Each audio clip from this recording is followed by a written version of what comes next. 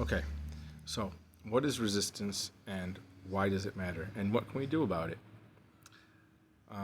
Resistance is when we get in our own way, when we want to achieve something, when we want to do something, and we have the time, we have the energy, we have the material resources, but for whatever reason, we just keep starting over or we sabotage the whole thing and we end up nowhere. And I'm talking about perfectionism, I'm talking about procrastination, I'm talking about fear of success, fear of failure, a whole bunch of things that where our minds plays tricks on us. And what can we do about it? And what is it basically? Where does it come from? So, the first thing I want to do is I want to question, I think, the most popular way of thinking of resistance. And this way of thinking follows naturally from a worldview where things are separate, things are purposeless, the body is a machine that's not very intelligent. And the mind just has like random glitches where we make up things that aren't real and we need to correct them. We need to correct the limiting beliefs that the mind has so that when the beliefs we have in our minds match reality, then the resistance goes away.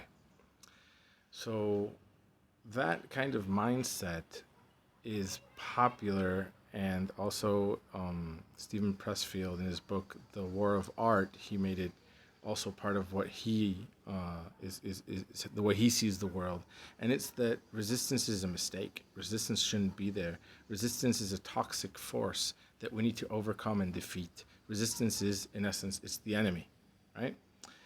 And so, how do we overcome the enemy? By force. We need to beat resistance, right? We need to subdue it and defeat it because it's the enemy. And we, through willpower and force and lots of other practical exercises, but basically just sitting our ass down and doing the work, he says that this is how we overcome resistance. And I want to directly question that because some of the success stories that are in this book, and that maybe we can even think of famous people that have success stories like this.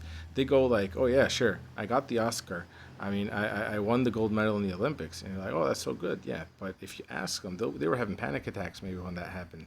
Or even in this book that I mentioned, he says that a famous actor, he would still throw up before his performances, even after he was a world renowned actor, right? And you're like, does that make sense? You know, is that what I want? And it's like I don't care if I win the gold medal if I'm having panic attacks and don't feel comfortable in my body. There has to be a better way, right?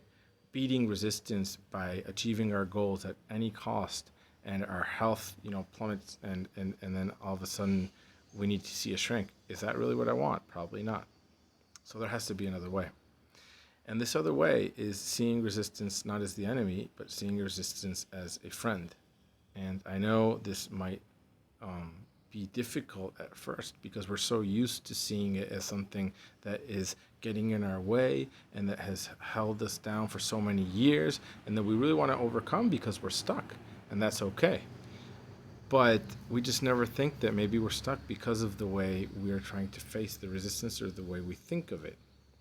So if you think of it as the enemy, then we might say like, okay, fine. So your body is playing tricks on you. Your body is what it's actually doing is trying to protect you, right? Sometimes you get stuck. It gets stuck in situations in the past when it was overwhelmed in a certain experience. And one might say, well, if I'm not overwhelmed now, why is the body still trying to protect me? Is it stupid? And I might say, well, why are you fighting something that's not the enemy? Maybe that's why it's also trying to protect itself, right? And, that eventually develops into the game, well, he started it. And yeah, I can point to the body, I can point to whatever. But the whole point is what we really want to achieve is harmony, where we befriend the resistance and we see where it's actually coming from. There's a different way. There's another possibility where resistance is not the enemy and where we can understand how it's trying to protect us and feel grateful. In a spirit of gratitude, resistance will really show us the way. It will tell us the baby steps that we need to take in order to be able to continue with what we want to do without triggering ourselves. So that's the thing.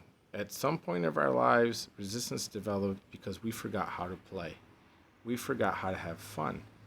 Usually it's because our environment, our group of peers, or maybe a teacher or something made it unsafe, made it not safe to have fun through criticism, maybe humiliation, laughter, shame. So it was not safe to have fun, and we developed this protection where we forgot how to have fun, right? And now we're stuck. Now we're blocked. We want to do something that we believe in. We want to follow our heart's purpose. So one of the things that Stephen Pressfield says that I do really endorse and I believe in is when he says, the stronger the resistance, the more it means that endeavor or whatever it is that we want to do is important to us, and that completing it will fulfill our life's purpose and make us more whole. So that I do believe in. If you have a strong resistance, then you can bet that behind that there's something you really care about.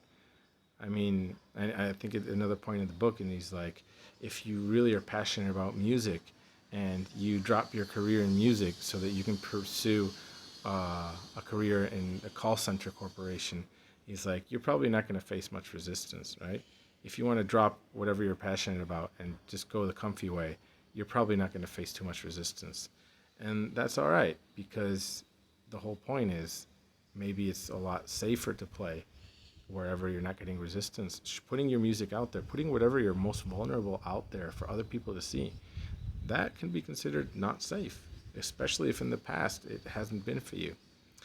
So the way to beat resistance is not to convince yourself that it's safe and to sort of, jump out of the plane with no parachute and just being like, I'm being brave. No. By befriending this resistance, we understand what it's trying to do for us. Why is it so bent on freezing us and now not allowing us to move forward? What is its fear? Maybe its fear is also that if we do achieve what we want to achieve, then all this work it's been doing, it'll be for nothing, and it won't have a role to play in our lives anymore, and it won't be able to help us in any way. We can even find it something that it can do instead of sabotaging our success, but inviting it to join in on our success in a way. We can take the resistance to be a friend. We can ask it what it wants. And this is a path that really will lead places where you can achieve something without jeopardizing your health and still having all this anxiety. The resistance will eventually turn into something more beautiful. It's not going to go away and everything will stay the same. No, it'll all transform into something else. So that's a brief introduction to what resistance is and resistance is it. So thank you, and I'll see you in other videos where we continue to go down the details and practical tips of this path of resistance.